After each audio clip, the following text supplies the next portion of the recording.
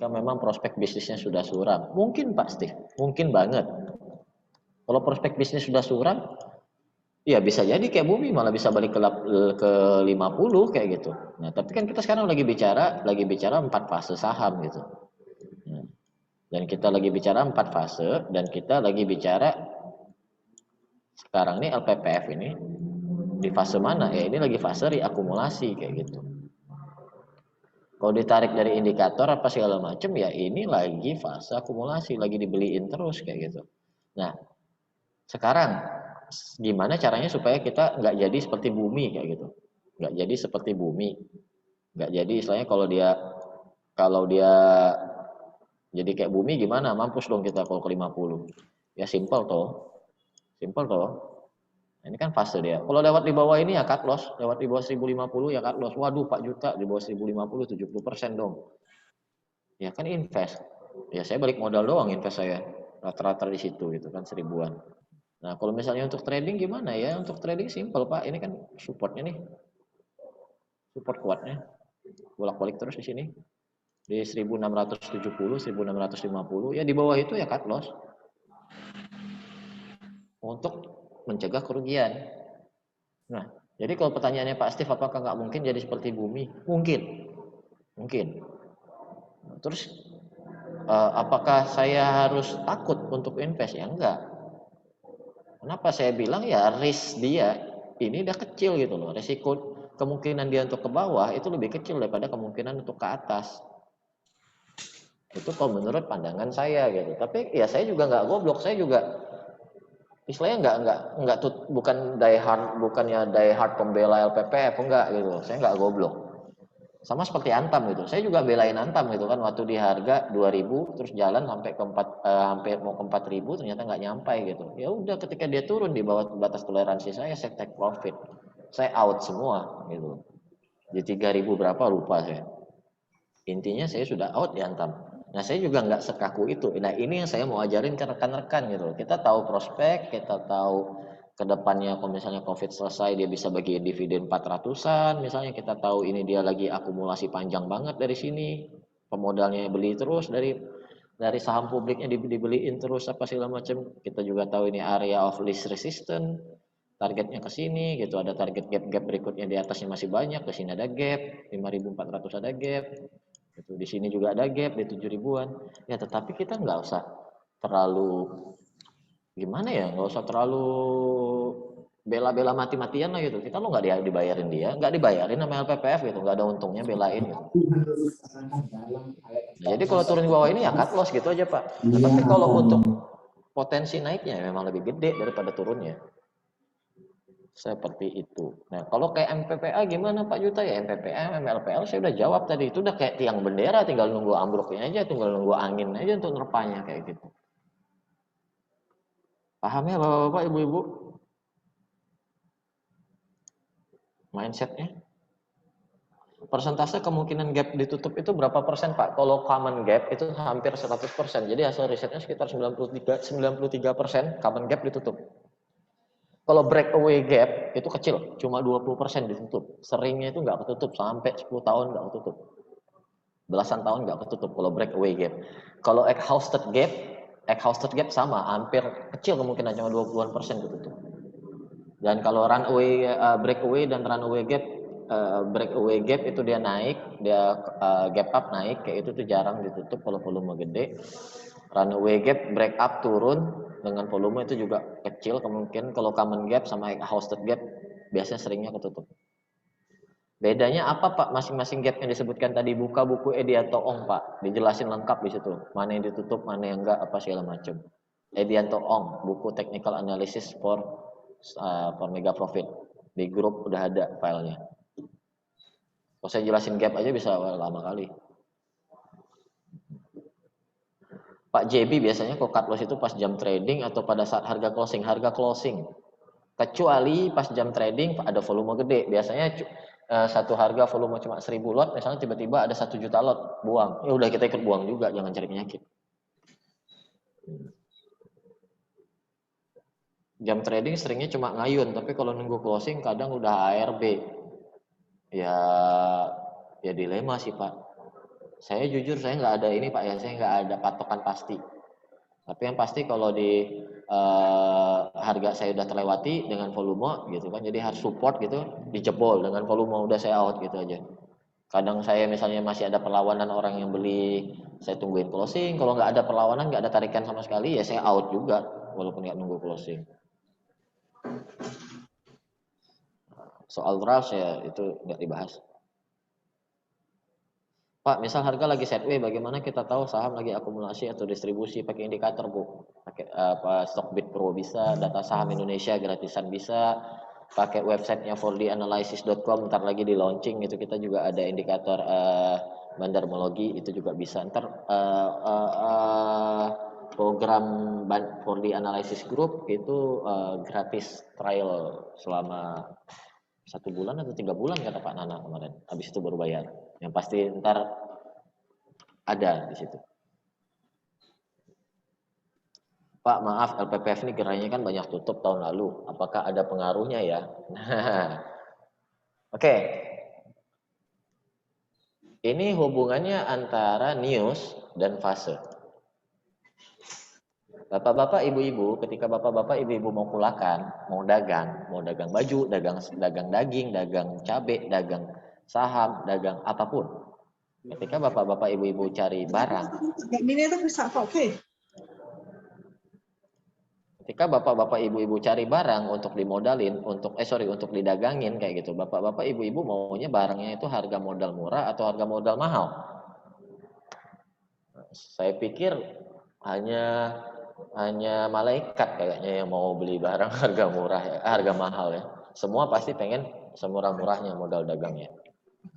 Dan ketika jualan, Bapak Ibu pengen jualan untung kecil atau untung gede? Pasti untung gede. Dan untuk dapat untung gede, otomatis harus dijual dengan harga semahal-mahalnya. Oke. Nah, ketika di market gitu, di mana satu-satunya yang gerakin market itu adalah sentimen, satu-satunya yang penggerak market itu cuma sentimen. Oke. Apa yang harus dilakukan oleh bapak-bapak, ibu-ibu kalau bapak-bapak, ibu-ibu jadi seorang bandar? Untuk gerakin sentimen supaya orang jualan, supaya kita dapat barang harga murah. Berita buruk,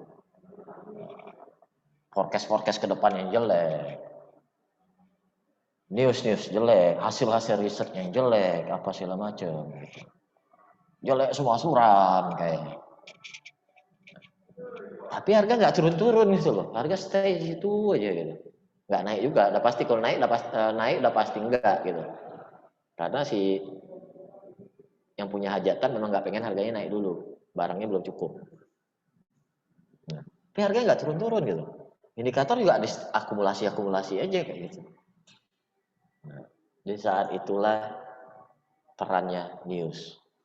Ketika udah harga naik, udah tinggi apa segala macam, barulah keluar berita yang saya bilang tadi, agen surga lah, malaikat lah gitu. Nah, bahkan malaikat maut juga jualan berita bagus gitu. Bayangin Israel yang biasanya datang orang gemetaran gitu kan, ini datang, ayo beli saham ini lagi bagus, mau beger-begeran ini. Nah, kalau kalian udah ngelihat Israel bilang berita bagus, nah di saat itulah kalian harus kabur. Ketika, mohon maaf ya tanpa maksud merendahkan profesi gitu ya. Ketika seseorang yang memang istilahnya mohon maaf tadi, misalnya kayak tukang becak, asisten rumah tangga, misalnya kayak gitu kan, itu udah ngomongin Bitcoin gitu, what the hell gitu kan. Atau ketika seseorang yang biasa cuma jualan jualan nasi padang misalnya kayak gitu, tiba-tiba ngomongin Bitcoin gitu, atau ngomongin trading gitu, di saat itulah kalian harus hati-hati. Jadi ketika semua grup saham udah ngomongin, oh MPPA, MLPL, wah bagus nih, gini. Di saat itulah kalian harus hati-hati. Paham? Karena di saat berita-berita bagus itu dihembuskan, di saat itulah mereka jualan. Saya ngomong apa adanya aja. Karena saya bukan bandar lagi. Kalau saya jadi bandar sih, saya paling jago pom-pom. Terbang ke langit, habis itu saya ketawa-ketawa jual di atas gitu. Paham ya? Oke.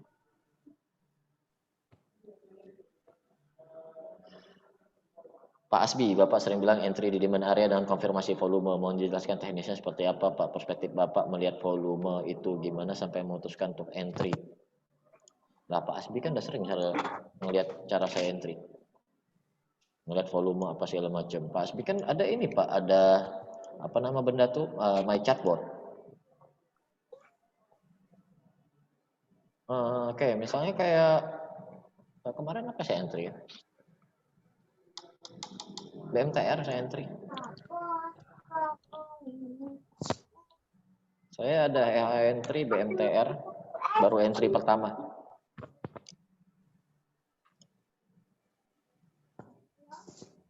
Nih, saya ada entry BMTR di hari Kamis kemarin, sama di hari Jumat saya ada entry. Average saya sekarang 264, 264, 265 gitulah. Saya banyak beli di 264 soalnya. Nih. Nah, simpelnya kayak gini, Pak Asbi. Kenapa saya memutuskan untuk entry BMTR? Di mana rencana saya cut loss, di mana rencana saya take profit. Oke. Ini saya ajarin mindset saya. Saya gambar chartnya kayak gini. Oke. Simple. Saya pakai yang simple aja nih kayak gini. Oke. Kalau diperbesar view-nya kayak gini. Si BMTR ini adalah downtrend line terakhirnya. Dikit lagi downtrend line-nya kelar. Kalau tembus ke atas, kalau dia nggak tembus, mantul dia turun ke bawah ke 160. Oke. Dan ini sekarang dia di akumulasi. Secara jangka panjang dia diakumulasi, tapi pelan-pelan. Kemarin dia didistribusi, nggak tahu kenapa. Buat apa?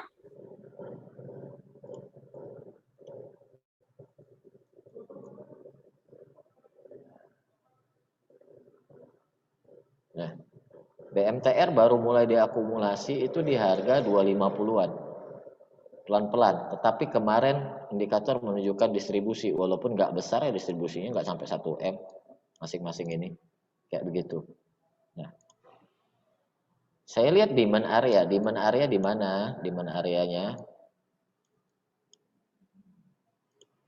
demand area BMTR ini cukup lebar range-nya, Pak. Sayangnya cukup lebar gitu. Ya di sini, di harga sekarang ini. Karena harga nggak bergerak gitu. Jadi kalau trade plan saya, break di mana area ini saya kabur.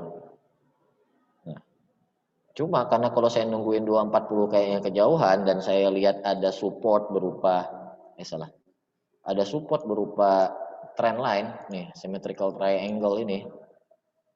Ya udah, kalau di bawah ini, di bawah 260, dengan volume buang lebih banyak, saya kabur. Mungkin saya cut loss di 256, mungkin ke 254 gitu misalnya cut loss gitu, saya kabur. Nah, kalau ini break ke atas dengan volume, ini TP-nya di mana, Pak? Ya enggaknya supply area pertama lah 350. Nah, dari situ saya berhitung. Harga saya masuk 264, anggap saya cut loss di 254, 10 poin. Tapi kalau benda ini naik sampai 3, ya nggak usah lah 350, nggak usah 350 lah ketinggiannya. Kita ngomong yang dekat-dekat aja pakai daily nih, di sini 310 atau di sini lah 310 ya, 310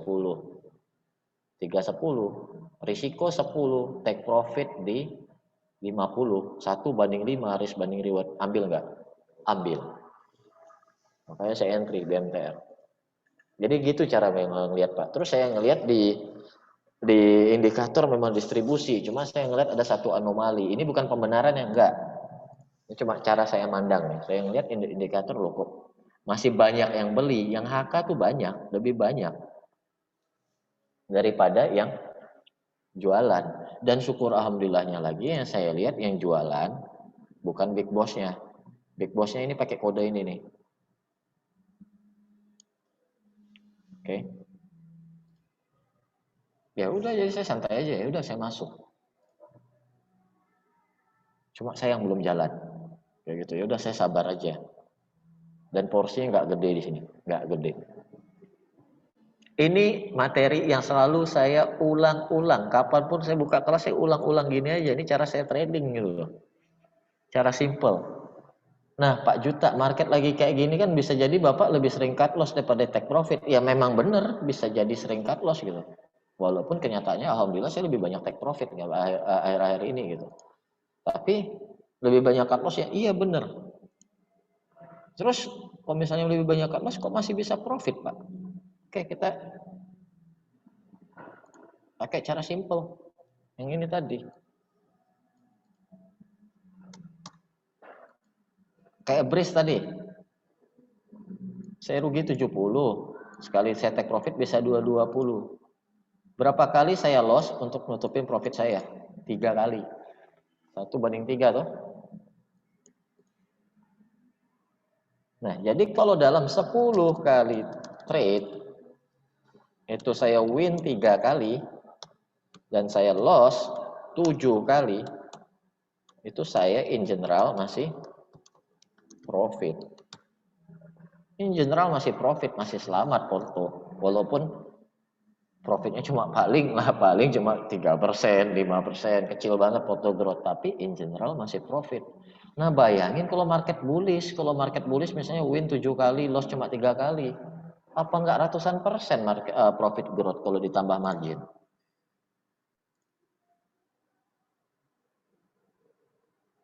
Betul kan? PPF ini apakah mungkin ternyata masih di fase redistribusi, Pak? Nah, logikanya kayak gini ya, Bu Tella. Ada pembeli siaga LPPF di harga 1530. Berapa banyak pun LPPF Anda dia beli di harga 1530. Auric Investment dia udah ngajuin mengenai masalah voluntary tender offer di harga 1530. Oke, kira-kira itu fase distribusi atau akumulasi kalau ada orang mau beli sebanyak apapun di harga 1530. Dia mau beli 80% dari seluruh saham LPPF. Oke, ya simple.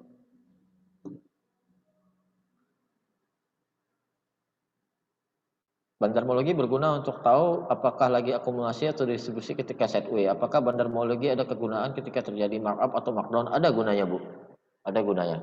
Makanya kita di kelas 4D itu kita belajar itu bukan cuma bandarmologi, Bu. Enggak, kita enggak kaku, kita enggak bandarmologi. Sorry to say, enggak. Kita 4D. 4D itu adalah price, pattern, volume, and time. Bandarmologi adalah bagian dari volume.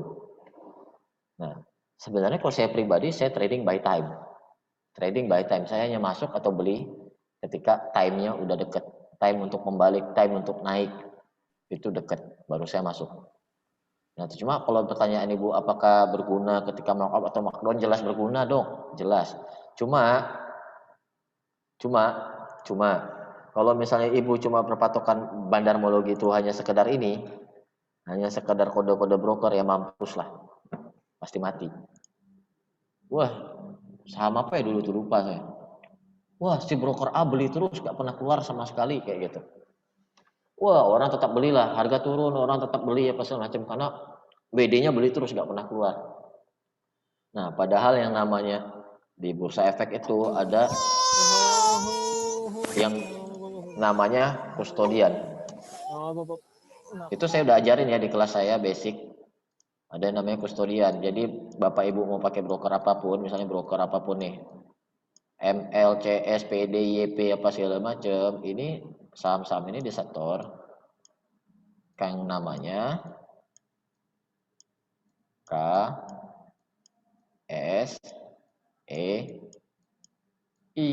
Kustodian Central Efek Indonesia. Jadi misal si broker-broker ini beli gitu kan, masuk ke SEI, habis itu dia transfer ke akun-akun dia yang lain, akun-akunnya jualan, kelihatan distribusi atau kelihatan akumulasi? Kelihatan akumulasi. Kelihatan akumulasi, padahal didistribusi. Bingung nggak? Bingung. Terus kayak gitu bandarmologi yang benar kayak gimana? Ya bandarmologi yang benar ya banyak tergantung bandarnya. Jadi istilahnya bahasa kasar ngomongnya setiap emiten itu bandarnya beda caranya. Titik. Itu yang paling benar. Kenapa saya bisa ngomong itu? Ya iya, saya pernah belajar sama bandar langsung dari beberapa emiten gitu. Dan guru-guru saya itu beda-beda cara mainnya. Cara tradingnya beda, cara mengelabui marketnya beda, kekuatan modalnya beda. Ada yang pakai robot, ada yang pakai ahli matematika statistik, ada yang pakai apa nama benda tuh broker sampai 20 broker dia pakai. Padahal dia aja tuh lempar-lempar barang apa segala macam-macam. Dan itu kalau diceritain nggak cukup. Cuma pada intinya adalah kita sebagai trader bodoh amat sama barang itu akumulasi atau distribusi. Kalau dia turun dengan volume keluar. Kenapa? Karena logik pada umumnya adalah ketika harga diturunkan melewati supportnya dengan volume yang gede apa segala macam, itu berarti satu si BD-nya nggak mau jaga harga kayak gitu. Yang kedua kita saya tahu bahwa yang namanya untuk narik harga itu biayanya gede. Ketika mereka itu relain harga untuk turun, mereka relain untuk udah nggak apa-apa deh keluar biaya untuk narik lagi satu saat nanti. Itu artinya bahaya. Udah keluar aja. Karena narik saham itu butuh biaya gede, lebih gampang, lebih murah untuk jatuhin harga daripada narikin harga. Nah, ketika harga nggak dijaga, there must be something wrong, hati-hati. Itu udah rules gedenya lah. Dan ketika volume buangnya gede banget, itu artinya apa? Orang kaya aja, big money aja, ningrat aja jualan. Ngapain kita yang rakyat jelata ini beli? Kalau kata Bang Harga, lihat nih saham-saham yang rakyat beli, ningrat jualan, mampus gitu. Ya benar, mampus. Paham? Oh ya, by the way, saya nggak pernah belajar sama Bang Harga, nggak ada afiliasi sama sekali sama CTS dan kawan-kawannya, nggak ada. Saya cuma cerita aja. Saya pernah belajar, tapi bukan dari mereka. Nih, Ciwi Kimia. Ini kan saham yang ngelewatin 4 fase. Akumulasi, ditarik, markup, didistribusi, turun, ini akumulasi lagi, reakumulasi, markup, markdown. Redistribusi, markdown. Tungguin di sini. Kemungkinan besar ke sini, Ciwi Kimia. Ini saya pernah belajar juga nih sama supir di belakang layarnya. Walaupun nggak lama. Oke?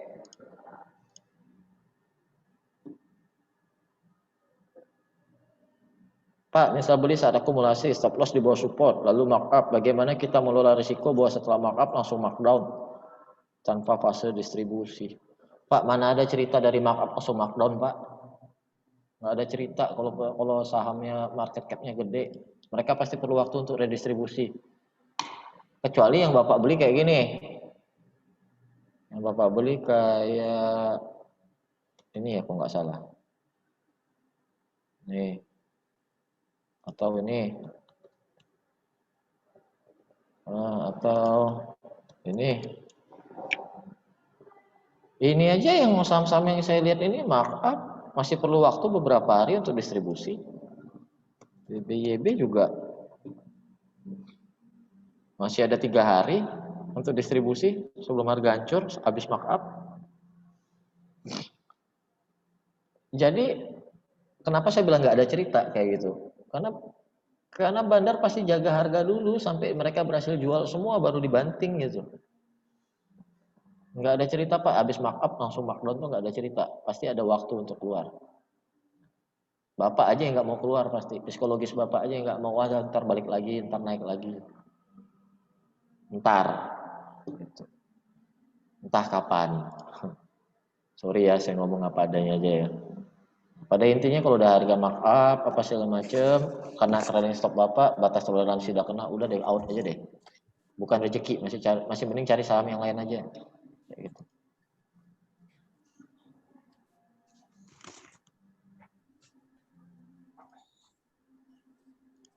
Oh, cakep ya. Nah, apalagi kalau yang misalnya yang bandarin itu sultan, so, bandar-bandar gede, bandar-bandar asing atau apa segala macam, mereka itu distribusinya halus gitu, nggak langsung dibanting, pelan-pelan dibuang, pelan-pelan diiris tipis-tipis. Nah intinya kalau udah kelihatan distribusi, udah di batas bawah support kita, ya udah jual Kita tungguin nanti di demand area berikutnya baru kita masuk lagi. Gitu aja. Lakukan 10 kali kayak gitu, profit 1,5% pun 10 kali 15% juga profitnya. Kan logiknya kayak gitu. Pak, kalau break by volume itu bandingin dengan volume sebelumnya ya? Iya, betul. Bandingin sama volume sebelumnya. Volume sebelumnya di harga di satu harga bisa, volume sebelumnya di average rata-rata harga harian bisa, macam-macam. Nih, kayak gini kok ya udah tungguin di sini di 4320. Waktu Zoom berapa minggu lalu pas bulan puasa, saya pernah bilang kan, Inko di sini di 43, 4250, bolehlah kumpulin, ayo beli, batas risiko di sini ya, di 4000 cut loss. Ntar 5000 TP ya, ternyata dikasih lebih 5400. Nah, saya sih udah TP sih di 5000 lebih dikit lah. Terus diturunin sekarang nih, alhamdulillah ya udah kita tinggal tunggu aja kan, tunggu ke sini lagi, kita beli lagi gitu. Tapi kayaknya mantul di sini sih. Karena ada fresh demand area di sini. Mantul sesaat lah. Sepertinya masih bisa dapat ya 8%, 9%, mungkin ada 8 tulan sebelum turun. Begitu. Oke, sampai di sini ini cuma basic aja sih. Sampai di sini ada pertanyaan? Kalau ada pertanyaan lagi langsung ngobrol yang mau panjang lebar. Kalau enggak saya akhiri.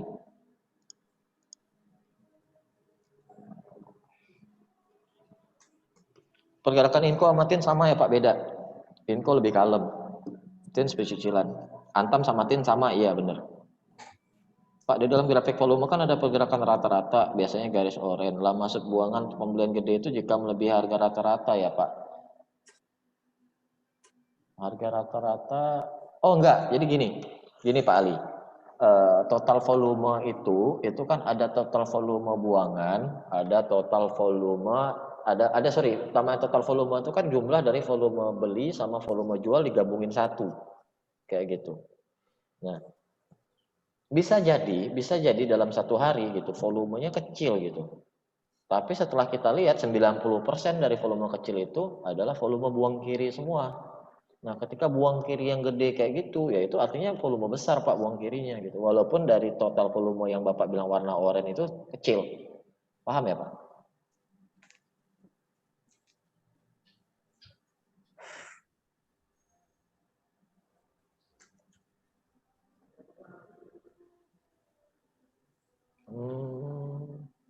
Emiten consumer, kalau HMSP saya lihat dari akumulasi GRM saya belum lihat.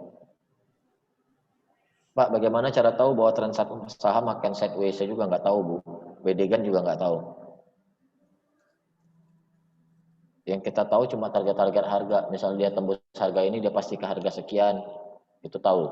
Atau dia bullishnya kapan sampai kapan, ngelihat planet apa, itu tahu. Tetapi kalau harga apakah trennya dia akan jadi sideways atau trennya jadi uptrend, itu nggak ada yang tahu.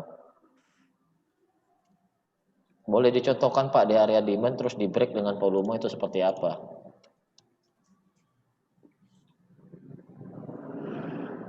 Area demand break dengan volume Tekim kalau nggak salah saya kemarin. Tekim juga enggak sih. INKP.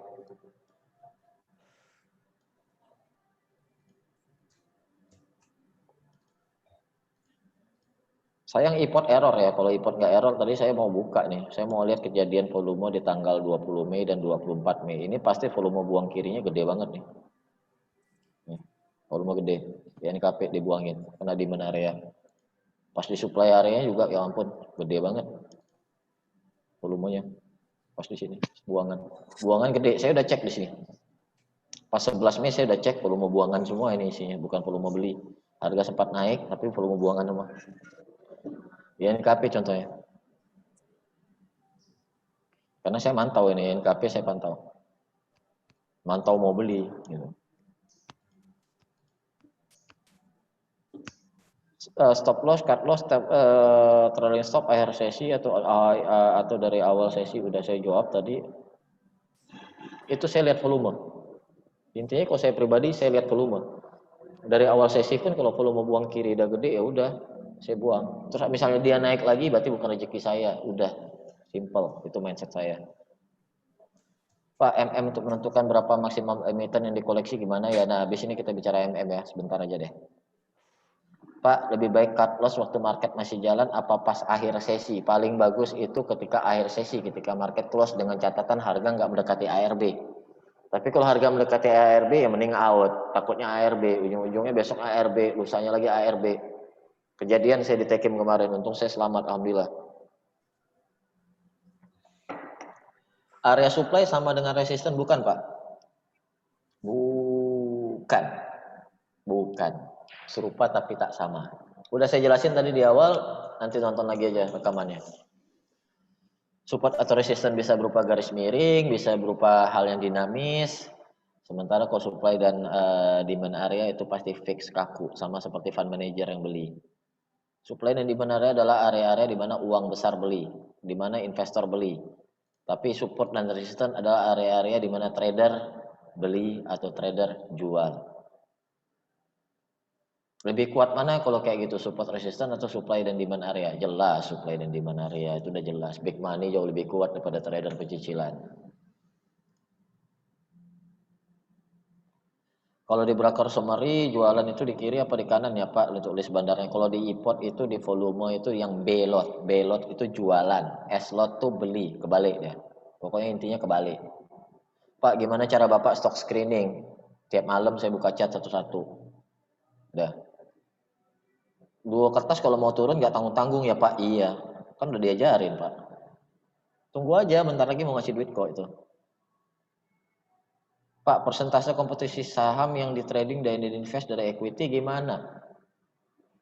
Oh, beda-beda Pak. Kalau saya di invest mah cuma 20% paling banyak. Paling banyak 20%. Saya lebih suka trading Pak. Walaupun jauh lebih menguntungkan invest gitu, tapi saya lebih suka trading. Kenapa? Satu, adrenalinnya dapat. Kedua, saya bisa tetap mantau market secara utuh. Dan yang ketiga, saya lagi nggak ada kerjaan sekarang. Bisnis saya masih mati suri. Yang keempat, saya bisa dapat pahala juga ngajarin rekan-rekan apa semua. Masih hahaha sama teman-teman juga rekan-rekan.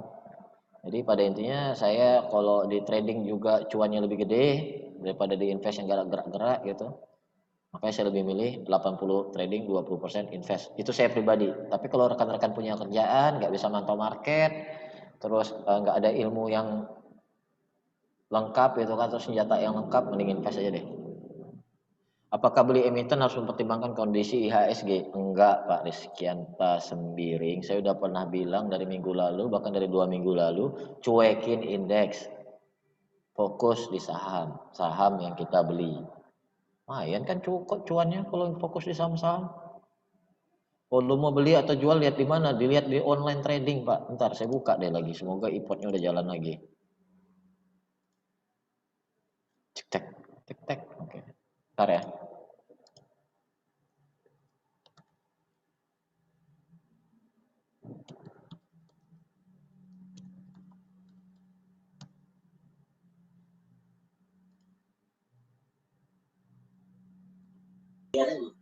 Oke, lanjut. Bismillah. Nah, nggak error lagi. Volume buang atau volume beli itu dari mana Pak Yuta? Ini loh Pak, yang di bawah ini, yang di down detail ini, apa dan detail dan summary. Nih, contoh LPPF. Ya, 1715 lebih banyak yang buang kiri, 1720 banyak buang kiri, 1725 banyak buang kiri, hampir di semua buang kiri, di 1755 juga buang kiri, cuma di 1760 yang lebih banyak yang tarik.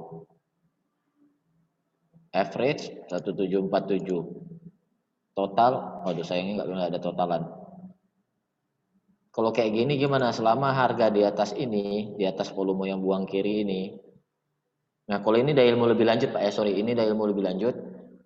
Agak Bapak susah cuma saya cerita aja. Biasanya ketika yang banyak yang buang kiri, terus lihat di broker summary itu yang buang kiri itu si retail. Ada kan hari Jumat saya bilang alhamdulillah retail udah pada buang di matahari kayak gitu. Lihat ya ntar ditarik sesi 2 ada tarikan maut beneran kejadian.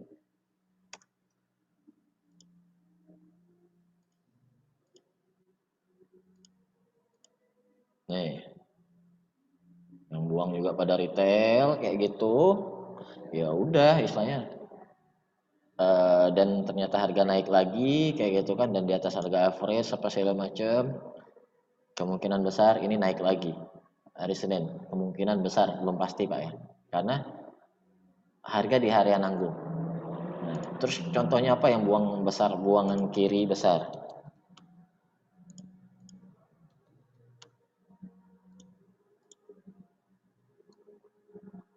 INKP, hampir nggak ada perlawanan.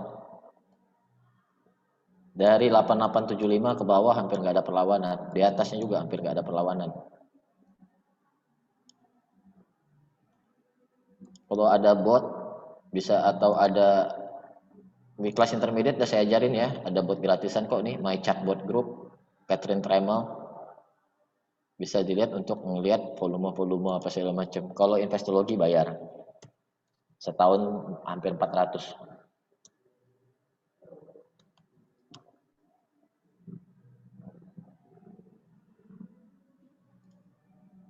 Tuh di NKP selling 49,93, buying 26,97. Tuh ada yang buang gede banget. Memang terakhir-terakhir sempat ditarik sih, ada, tapi masih nggak seberapa daripada yang buang. Terus kalau dari bandarmologinya kita lihat distribusi. Pertanyaannya tadi ada yang nanya juga kan, Pak NKP saya nyangkut harus ngapain? Lah harus ngapain NKP? Saya juga bingung jawabnya. Karena saya waktu itu saya pernah bilang loh, di bawah ini buang loh, di bawah 11.2 out INKP, patah trennya saya bilang. Ini kan trennya nih jelas tuh, patah trennya, demandnya patah juga, ini kan support nih. Coba dong tekan-tekan, belajar dong TA, minimal untuk narik support dan resisten aja deh. Ini kan sebelumnya resisten, garis biru kecil ini resisten, nggak tembus-tembus. Terus akhirnya harga tembus. Support, resisten yang ditembus jadi support. Mantul di sini kan jadi support. Terus ternyata tembus supportnya. Ini berarti supportnya tembus. Kalau supportnya tembus ya turun terus sampai ke area demand berikutnya. Pertanyaannya, INKP area demand berikutnya di mana di sini?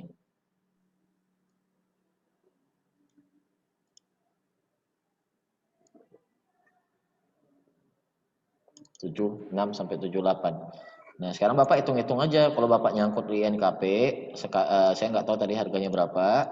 Kalau harga sampai ke sini, Bapak lebih milih cut loss dulu, terus nanti buyback di sini, atau Bapak hold aja dan nanti Bapak fresh down di sini, atau kalau enggak ya Bapak terima nasib aja. Ya, saya nggak tahu. Saya paling nggak suka sebenarnya rekom, serius. Makanya saya lebih suka ngajar, saya lebih suka ngasih ilmu, saya ngasih mindset gitu. Kalau saya pribadi jujur ya, saya udah kabur di NKP udah jauh-jauh hari ketika saya lihat supportnya jebol.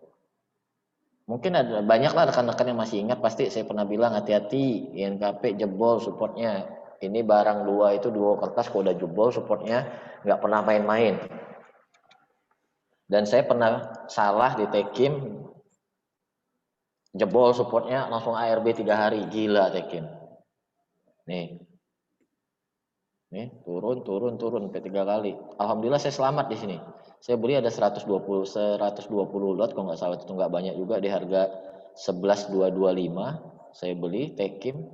Ternyata turun ARB 3 kali sampai 93 waktu itu. Oh yang di sini 1 2 nih ARB 3 kali. Jebol supportnya. Alhamdulillah saya berhasil buyback di harga 96, saya buyback ada 200 lot, saya buyback, saya jual semua di 10.2. Malah untung sejutaan waktu itu. Sejutaan atau 2 jutaan lupa lah. Pokok pada intinya alhamdulillahnya untung selamat, karena saya punya modal bebas yang bisa saya pakai untuk segera ambil posisi. Kenapa? Karena ini ARB 3 kali berturut-turut, ARB nggak sempat keluar. Jadi ada teknik-tekniknya bapak-bapak, ibu-ibu, walaupun ARB gimana caranya untuk keluar selamat, minimal mengurangi loss. Makanya istilahnya di market itu money management kita, modal bebas apa segala macam tetap harus ada. Nah, banyaknya rekan-rekan tuh all in pakai margin, ya udah susah lah kayak gitu. Susah ngomongnya. Pak, waktu bahas bridge di awal itu kata Pak Juta, bridge sesuai dengan apa tadi ya Pak? Price and time square. Iya, bridge sesuai dengan ilmu price and time square.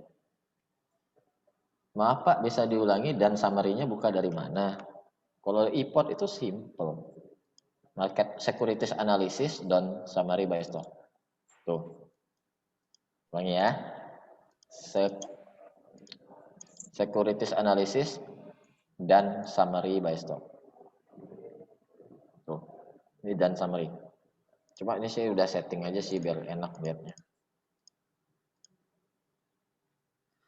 Bang, kasih tips persiapannya jika mau jadi full time traders. Kalau yang saya bilang sih, yang paling penting itu isi kepala dulu deh. Investasikan waktu Anda untuk belajar sebelum menginvestasikan uang Anda. Karena banyaknya yang di teman-teman saya, jujur banyak teman-teman saya nggak belajar atau nggak upgrade diri apa segala macam, ujung-ujungnya cuma jadi tempat bakar duit. Tempat bakar duit serius. Mereka cuma dapat fun-nya doang, tapi duitnya nggak dapat. Dapat fun, oh sahamku naik, wah dapat teman-teman, dapat cerita, oh saham ini sayang aku tak beli, oh padahal dia naik banyak, oh gitu. Ada juga, aduh aku kemarin jual kecepatan ya, cuma jadi bahan cerita aja, tapi duitnya nggak dapat. Banyaknya kayak gitu, walaupun survive sih, survive alhamdulillah survive, karena teman-temannya yang mereka cerita juga jago-jago ngasih analisa gitu. Tapi kalau yang punya ilmunya kayak gitu, yang punya mentalnya, itu alhamdulillah sih lumayan lah kehidupannya alhamdulillah. Tajir banget sih enggak, tapi cukup kayak gitu. Bang, gimana caranya stock screen? Saya udah bilang tadi stock screener, saya nggak ada screener. Mending tanya Pak Dang, Ed Dang atau Pak Abah Hadi atau Pak Eko Buwono, Pak Ewe. Mereka punya AMI broker, mereka punya screener. Saya nggak punya screener, sumpah demi Allah. Saya mah trader zaman dulu yang lihat satu-satu. Jadi kalau saya screennya, saya udah malamnya itu besok mau trading apa, malamnya saya lihat-lihat dulu. Nah, apa saham yang saya lihat? Yaitu saham yang ada volume. Saya lihat dari saham yang volumenya paling gede. Saya lihat BABP perbankan, udah saya buang, nggak perlu saya lihat. Pura, gorengan, males. MLPL oke lah, PNBS oke kayak gitu. Saya lihat satu-satu catnya. Saya biasa sih ngelihat sampai 50 atau paling banyak 60 sih. Nah, dari 60 ini saya lihat mana yang catnya kira-kira ada potensi, misalnya kayak di mana area, udah apa istilahnya, udah konsolidasi, udah sideways, kira-kira mau naik apa segala macam, itu baru saya watchlist kan. Nah, baru pas besoknya saya masukin watchlist nih, misalnya kayak gini kan, ini watchlist saya. Jadi saya tinggal lihat running trade-nya besok gitu kan. Besoknya saya lihat running trade-nya, gimana jalannya. Oh, tiba-tiba saya lihat ada yang banyak yang HK gitu. Ya udah saya beli, saya ikut karena udah masuk watchlist. Nah, jadi ini running trade umum, running trade besar, semua running trade. Kalau ini yang saya pantau aja. Nah, kalau saya mau lihat lebih detail lagi, di pot kan ada yang namanya dan buy stock. Nah, misalnya saya mau lihat si INKP tadi, si bos udah masuk belum ya kayak gitu. Nah, saya lihat nih, si YJ ini sering banget nih mainin INKP nih YJ. Cuma ternyata dia nggak gede juga, biasa aja. Nah, ini baru saya lihat dannya, WMG-nya out. Nah, CS ada masuk dikit. Masih buangan, masih jelek lah INKP. Kayak gitu. Jadi kalau screener saya tanyanya, Bang ada stok screener? Ada, saya manual screenernya. Dan saya udah punya nggak nyampe 100, ada sekitar 80 saham yang eh, ada di list saya. Jadi kalau saham ini volumenya itu nggak ada di list saya, ya kayak zinc kayak gini, saya nggak pernah trading, out nggak pernah, saya keluarin wins nggak pernah, nggak tahu sama sekali. Friend blacklist, Lucy Antu Blau, NATO, Repo, Bex, ya sesekali boleh lah kalau lagi apa Bex, ya sesekali boleh lihat doang, tapi saya sih nggak pernah trading. BRMS volume bagus, volume oke, saya masuk, saya sering trading di sini BRMS. Antam, misalnya saya lihat satu-satu, serius saya lihat satu-satu manual. Oke ya, jadi bukannya saya nggak mau berbagi screener, memang saya lihat satu-satu, saya manualkan, dan apalagi saya pakai ilmu time kan. Saya udah lihat kapan pembalik-pembaliknya apa segala macam, saya lihat satu-satu. Kalau misalnya benar ada pembalikan, besoknya misalnya, wah waktunya untuk berbalik kayak gitu. Di demand area, saya pasti beli.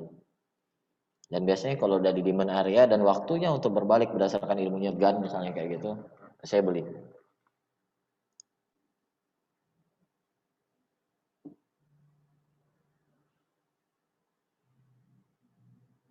Kayak kasus Tekim tadi, berapa rasio untuk re-entry? Saya udah ceritakan soal Tekim waktu itu, waktu sampai di ARB 3 kali, di 93, itu saya masuk 2 kali dari jumlah lot awal. Saya masuk 2 kali dari jumlah lot awal karena saya tahu itu demand area berikutnya di bawah. Jadi akhirnya ketika dia naik 8% aja saya udah bisa buang semua dengan profit. Karena jumlah lot saya di bawah lebih banyak daripada jumlah lot saya di atas.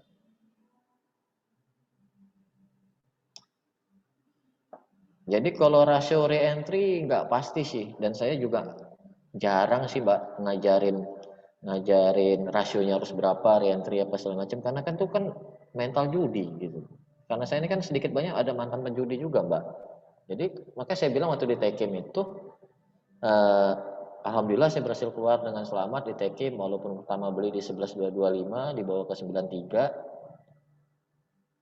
saya selamat keluar dari 10.200 gitu. Kenapa? Karena saya punya modal gitu. Saya punya margin. Jadi, nah ini juga jadi patokan gini Mbak. Jadi kalau saya trading, jujur ya, nah ini out of the record, baru kali ini saya ngomong. Sebelumnya nggak pernah. Saya itu nggak pernah trading saham-saham, hampir nggak pernah saham-saham yang marginnya 0%. Hampir nggak pernah. Nah, kalau di sini di margin ini nggak ada 0% atau di regular account. Saya kan juga ada yang regular account. Kalau iPod kan bisa langsung sekaligus ODT account, regular atau margin accountnya sekaligus. Barang-barang yang di bawah 50% nggak pernah saya trading, nggak pernah saya mau beli. Saya cuma yang ada di list ini, Mbak. Kenapa? Karena kayak gini. Ya kayak tadi, Tekin. Misal saya punya duit 1 miliar kayak gitu kan, saya beli emiten, saya beliin semua nih 1 miliar emiten kayak gitu. Ada yang turun kayak gitu, ada yang turun, saya bisa pakai margin sampai 2 miliar. Jadi total saya belanja bisa 3 miliar kalau di IPOT. Nah, ini yang membuat money management saya aman, margin. Untuk balikin kerugian tuh cepet. Atau ketika malah dia break resist gitu, saya average up pakai margin. Karena benda yang namanya lagi rally kan biasanya cepet 2-3 hari aja udah naik kayak gitu.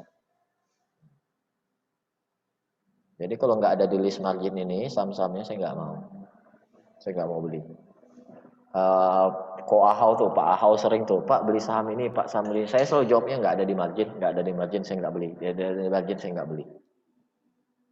Cuma saya nggak mau ngajarin ya cara pakai marginnya karena ada anggota grup juga yang jadi rugi banyak gitu. Rugi banyak banget gara-gara margin.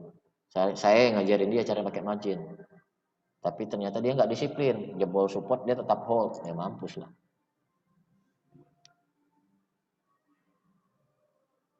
Iya benar Pak Dan, kalau nggak tahu mampus Samsung. Friend blacklist kenapa Pak? Kenapa saya blacklist friend? Karena saya pernah bakar mobil di situ. Udah. Pak JB maksimal beli saham biasanya berapa emiten? 5. Nggak pernah lebih dari 5. Kenapa 5 Pak JB? Lihat aja nih, monitor saya cuma 1, 2, 3, 4, 5. Udah. Kalau kebanyakan pusing saya mantaunya. Cara lihat suatu saham itu lagi diakumulasi gimana Pak? Berarti Bapak baru masuk. Udah saya bilang tadi pakai Stockbit Pro, pakai aplikasi data saham Indonesia di Play Store, atau pakai program dari 4D Analysis sebentar lagi diluncurkan. Tapi harus benar ya. Kalau saham sedang menuju demand, namun besok ada turning point, itu akan lanjut turun apa reversal? Reversal. Mayoritas reversal.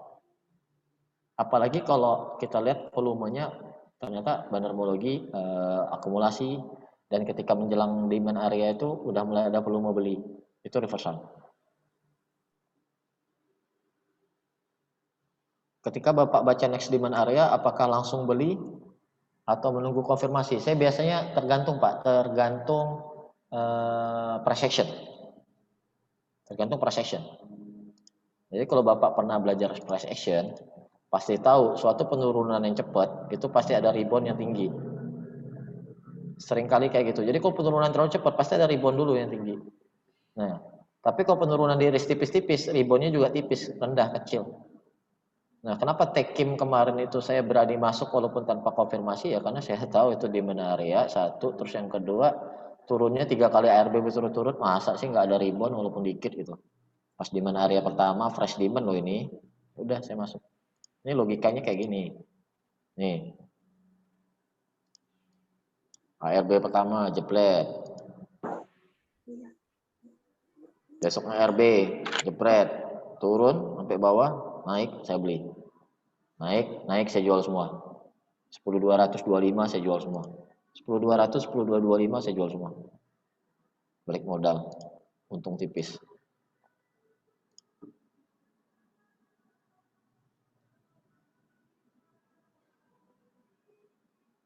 Pak JB, kalau untuk trailing stop baiknya berapa persen atau setnya gimana Pak? Kalau saya trailing stopnya manual, jadi saya nggak pakai set, saya lihat sendiri, pakai mata saya. Kalau misalnya saya nggak bisa trading, saya pakai alarm di iPod gitu kan, harga udah lewat sini kayak gitu, saya langsung cek iPodnya gitu, misal benar kalau mau buang yang gede, saya langsung buang. Makanya ketika kayak Tekim ARB kemarin itu saya nggak sempat jual karena saya manual.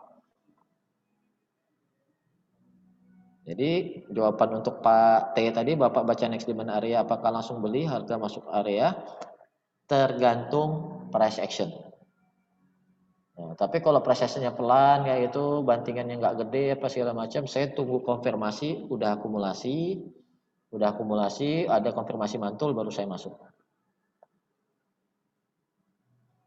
Plan tanggal 31 Mei SAU USD itu ambil long atau ambil short itu tergantung dari gerakan di tanggal 28 29.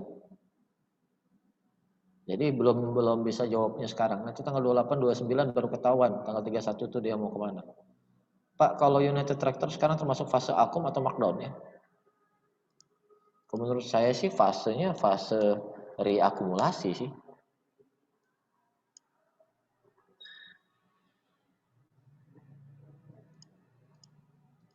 Tapi kita cari tahu ya, kita cari pasti aja Pak.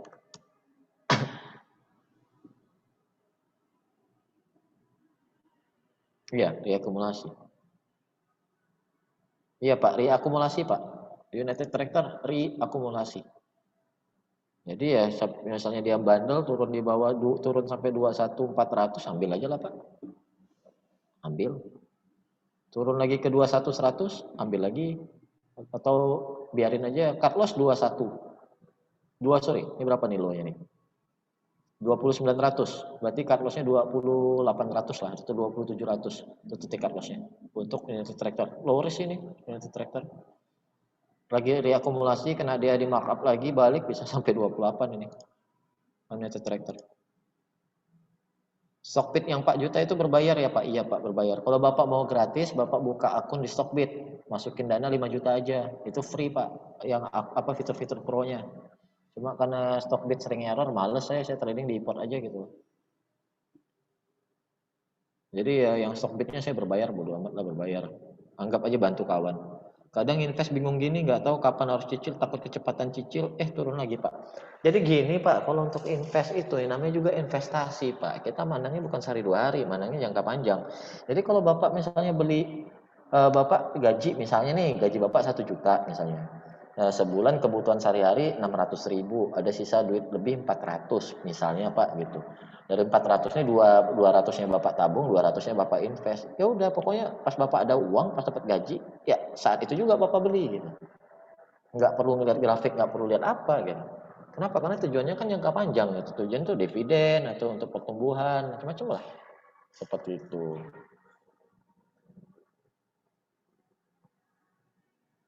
Bapak gimana Bapak tentukan TP jika resisten atau supply area sangat jauh? Contoh LPP Pak ya. Ini kan contoh nih. Ini kan ini area TP saya atau area resisten saya jauh kali gila.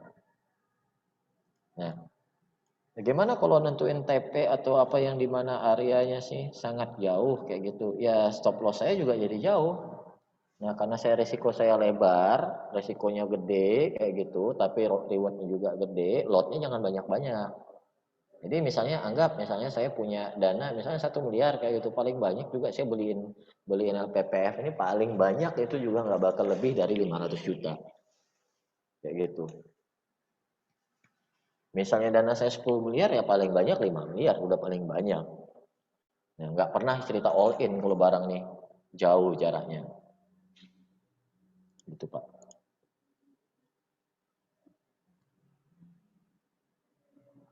Berdasar pelajaran hari ini, berarti saham seperti ADI dan PTPP saat ini bisa dibilang termasuk fase distribusi, fase markdown Pak.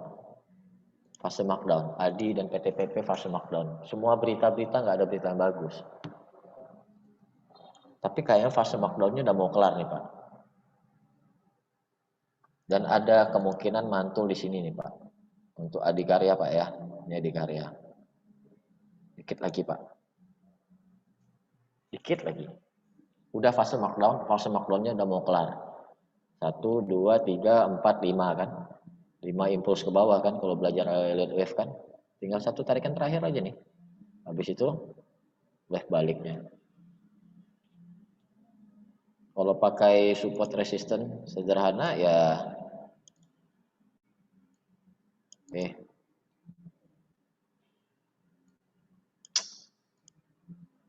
saham sih.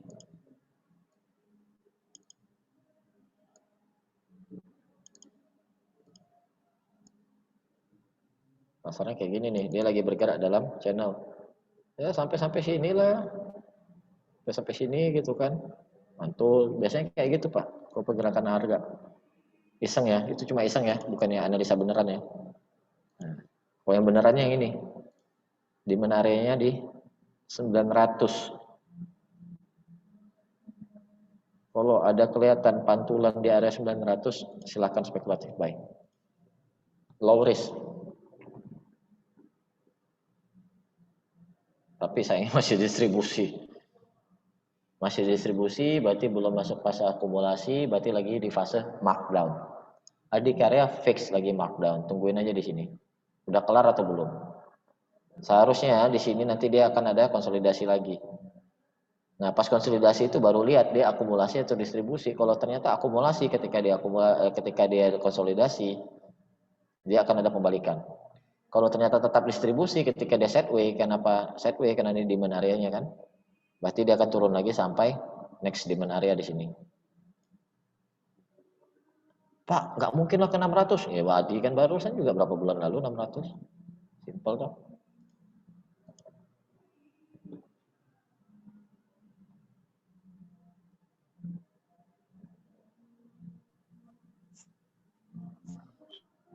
Kalau saya untuk jawaban Pak Tela ya, Pak Juta kalau masuk ke suatu saham langsung sejumlah yang direncanakan untuk saham itu atau dibagi jadi berapa kali masuk? Saya langsung Pak 100% kalau misalnya saya yakin. Tapi kalau misalnya harga di tengah-tengah nanggung cuma kayaknya emiten tersebut lagi main kayak gitu saya paling 50% ya.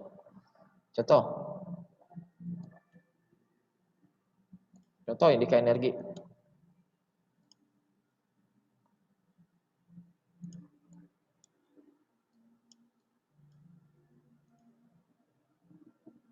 Indika Energi saya yakin mantul gitu kan di 1380 1390 saya yakin mantul. Mungkin dia syuting aja ke 1380 naik lagi. Target cut loss saya 1375 misalnya.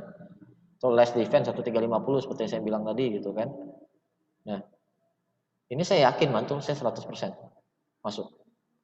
Jadi kalaupun saya ternyata dia turun di bawah supportnya, di bawah demand area-nya, ya udah saya cut loss langsung. Langsung cut loss karena memang 100% masuknya. Lain cerita sama si benda ini tadi. Si United Tractor misalnya nih saya mau beli United Tractor nih, kalau dari chart ini, kayaknya saya bagi dua. Pembelian pertama di sini, pembelian pertamanya di sini, pembelian pertamanya di area hijau, nggak kelihatan jelas ya, nih hitam. Oke, United Tractor mungkin saya bagi dua, pertama di hitam, yang kedua baru di biru gitu, karena dia ada dua support. Mungkin ini cuma cerita aja, saya belum tentu beli United Tractor, tapi udah pasti masuk watchlist. Makanya saya senang ngajar nih, saya nggak kepandang United Tractor, tiba-tiba dia bilang United Tractor akumulasi gitu, ternyata benar, hari akumulasi masuk watchlist otomatis.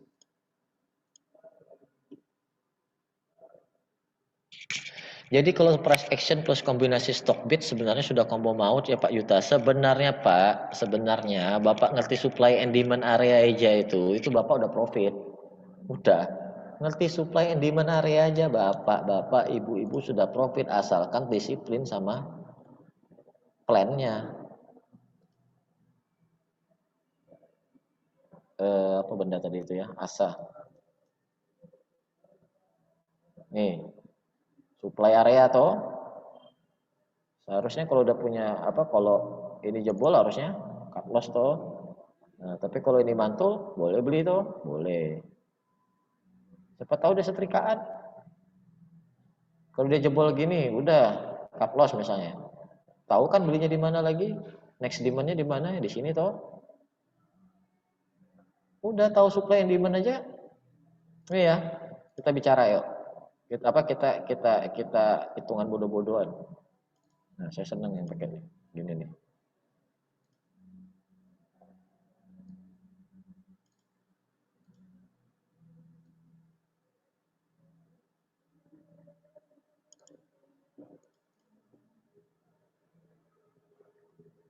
Jebol sini. Jebol, tungguin sini. Jebol juga misalnya, tungguin sini. Jebol juga, tungguin di sini. Misal mantul ke sini, balik ke sini. Nutup nggak rugi semua yang di sini? Kalau dia ternyata mantul dari sini ke sini. Nutup nggak rugi 3 kali nih dengan sekali profit aja?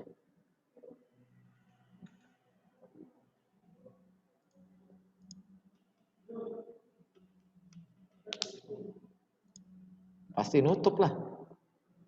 Beli 2000 jebol sampai 19 ya take profit cut loss 1980 rugi 20. Beli 1800 cut loss di 1780 rugi 20 lagi dan 40 ruginya. Beli lagi 1550 ternyata turun lagi 1530 udah rugi 60. Beli 12 take profit 14 aja 200 take profit ruginya 60 masih untung kan? Masih untung toh? Itu caranya trading bapak-bapak ibu-ibu. Tahu supply and demand aja udah combo maut kok, nggak perlu yang aneh-aneh sebenarnya asalkan disiplin. Dan sabarlah, harga itu pasti bergerak dari supply ke demand, dari demand ke supply. Mungkin Pak Aryo nggak ada ya. Ini Pak Aryo saya maki-maki nih, saya ingat benar saya maki-maki dia. Yo jual, saya nggak peduli, jual. Pas di sini tuh supply area yo, ngapain kau tahan-tahan, jual. Kalau enggak ini larinya jauh nih yo, jauh ke 10 ribuan ini. Untung bener dia ngikut. Kalau enggak mampus.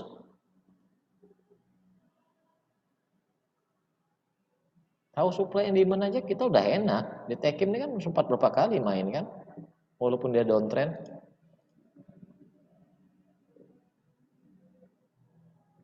Jika ada lebih dari 5 saham yang menarik, gimana Bapak memilih 5 saham yang dibeli? Satu, saya lihat masuk list margin atau enggak. Kedua, mana yang saya paling apal gerakannya. Ketiga, mana yang lagi akumulasi yang paling kuat. Yang keempat, mana yang potensi profitnya paling gede dan potensi lossnya paling kecil. Dan yang kelima, mana yang paling diantara semuanya itu, mana yang paling sering, yang pernah ngasih saya cuan atau yang paling sering ngasih saya cuan, itu yang saya ambil. Nah, kalau misalnya ada satu saham yang istilahnya kayak sering ngasih rugi kayak gitu, itu udahlah saya males belinya gitu. Istilahnya saya nggak cocok di saham itu, udah cari saham yang sering ngasih untung aja. Saham yang sering saya ngasih rugi misalnya kayak si si Friend misalnya itu sering ngasih rugi, terus si eh, apa lagi ya nggak sering ngasih rugi ya si WSBP. WSBP itu sering rugi walaupun lagi uptrend lucu. Terus kayak LSIP, LSIP itu sering ngasih rugi pada uptrend. Waktu itu Rals itu sering ngasih rugi, nah itu saya hindarin gitu. Tapi kalau sahamnya sering ngasih untung kayak Indi, Doit, Tekim, NKP, Ali, nah PPF, kayak gitu, misalnya PPA banyak lah istilahnya kayak gitu, ya itu saya pantau terus gitu. Udah itu aja sih. Pak Rizky Rio jawabannya adalah reversal, mayoritas reversal. Oke, saya pikir itu aja sih dan juga waktu juga udah berakhir.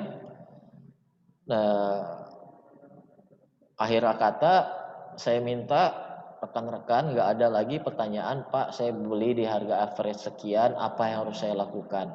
Pak saya beli di saham ini, saham A harga sekian, harga sekarang turun terus, apa lagi yang harus saya lakukan? Saya nggak mau lagi ada kayak gitu ya bapak-bapak, ibu-ibu. Tolong bapak-bapak, ibu-ibu tolong pahami mengenai yang saya sampaikan tadi. Bahwa cut loss tuh bukan aib, itu malah kesempatan. Cut loss sudah, nanti kita tungguin lagi di mana pas dia mantul, itu kita profit. Itu yang pahami. Take profit mengenai masalah kayak mindset kayak ya udah take profit kecepatan, alhamdulillah, terima kasih, puji Tuhan, masih dikasih profit apa segala macam mindset seperti itu yang tolong bapak-bapak dan ibu-ibu pahami. Nah, kalau bapak-bapak dan ibu-ibu tetap disiplin, seperti itu disiplin untuk take profit, disiplin untuk cut loss, dan selalu punya plan sebelum beli suatu saham. Saya yakin bapak-bapak ibu-ibu bisa survive dan bahkan bisa menjadikan mempunyai keuntungan yang lumayan di market ini. Karena secara logik itu nggak susah untuk trading. Seperti yang tadi saya sampaikan bahwa cukup tahu supply dan demand area aja sudah cukup. Apalagi kalau dapat tahu ilmu lengkap 4D kan, ilmu pattern, ilmu price, pattern, volume and time secara penuh. Serius, 4D aja itu udah lebih dari cukup untuk trading karena udah tahu semua market tuh gitu-gitu aja. Dari zaman dulu, dari tahun 90-an saya di market sampai sekarang nggak berubah gitu-gitu aja. Cara saham naik gitu-gitu aja, cara saham turun gitu-gitu aja. Naiknya sampai semana cara ngitungnya gitu-gitu aja, turunnya sampai semana pun cara ngitungnya gitu-gitu aja. Oke, saya pikir itu aja. Billahi taufik wal hidayah. Wassalamualaikum warahmatullahi wabarakatuh.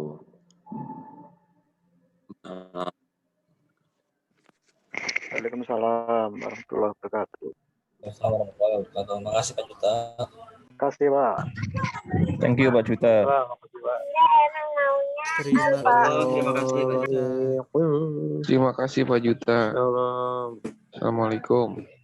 Waalaikumsalam. Saya tutup semuanya ya Bapak Ibu. Terima kasih. Terima kasih Bu. Assalamualaikum. Terima kasih Pak. Terima kasih Bu Lila.